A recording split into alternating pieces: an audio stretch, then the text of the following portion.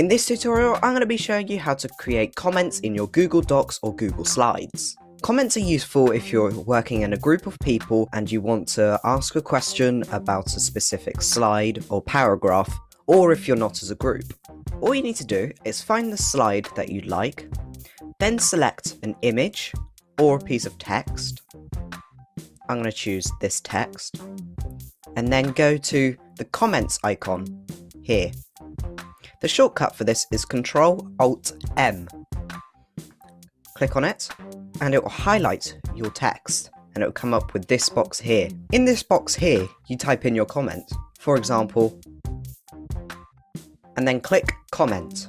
And if somebody has an answer or a comment back, all they need to do is tap on it, and tap on Reply, and then just reply. And if the problem is resolved, tap Resolve on the original comment.